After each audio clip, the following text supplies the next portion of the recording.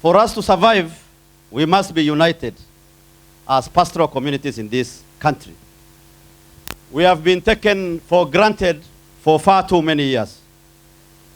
If you look at this document and you open page 26, you will see pastoral areas in green. And if you add the mass area of all those counties, it is not less than 76% of the entire nation. And this is why I'm saying nobody can take this group for granted anymore. We have been sleeping for far too long. Under the banner of FCDC, under our able leadership of the pastoralist group, the MPs, these two forces combined, we can shape the destiny of this country.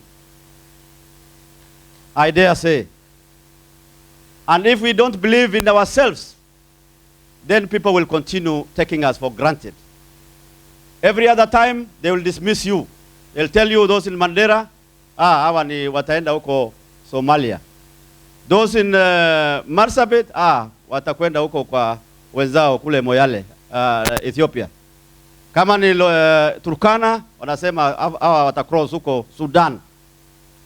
Masai kule Kajiado na wengine wanasema ni Watanzania hawa. We must say no to this kind of thing.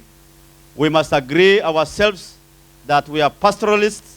We are proud of that. We have to be united. We have to speak in one voice. We have to ensure that we guard what we have been given by the Constitution through devolution. In 1965, sessional paper number 10 marginalized us, saying that the country is not going to invest in our regions. But we will stop complaining now. We have an opportunity to manage our resources, to ensure that the lives and livelihood of our people are shaped for the better.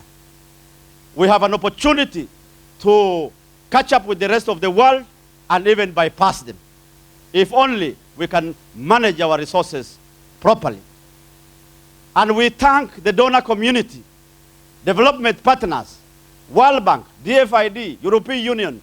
The list is endless. We thank them very much as FCDC, because they have realized FCDC counties is where these partners need to invest, because they have been left out for too long. But it is very sad. Some bodies in the national government are undermining what the Constitution has given us through some reckless formulas, where every day they try to gerrymander with what has been set in the Constitution, because they are realizing that a lot of funds are going to these people and they don't deserve. We want to say that we are awake, we are watching, we will fight until the end. What I want to tell you, ladies and gentlemen, revenue of this country is going up every year. Through that proposed formula, revenues to these counties has gone down drastically. For example, in Marsabit, our allocation this year has gone down by not less than 400 million Kenya shillings. And that is the same for all the rest of our counties. This, as FCDC governors, we have come together. We have said we will fight it until the end, even if it means the courts, and we have already instructed lawyers to ensure that they take up that matter.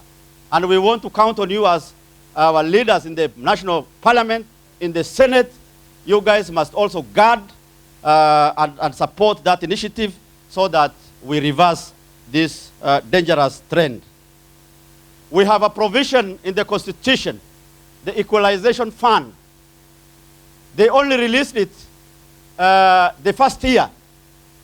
Equalization Fund is what we fought for. I was in Parliament that time, 2010, right? The 10th Parliament. When the clamor for the new Constitution, the people with more population were saying, one man, one vote. Those of us who don't have as many numbers used to say 1 kilometer, one vote. And so that we could bridge between the two, equalization fund was set in the Constitution.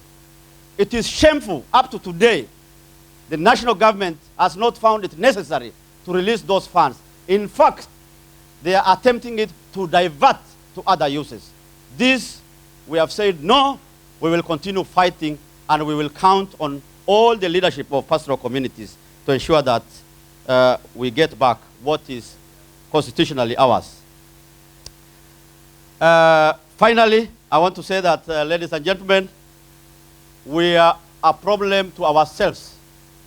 This issue of conflicts every now and then must come to a stop so that we can realize our bigger agenda of developing our regions. So please, I think let us reverse that trend whereby every now and then we have these conflicts that bring us back, and we must move forward. The issue of census, I cannot re-emphasize more. It has already been said. We must take it very seriously. As pastoral communities, I know August is normally a dry season. People migrate from place to place, and sometimes even to neighboring countries. We must make sure that our people come back so that they are counted for that important exercise.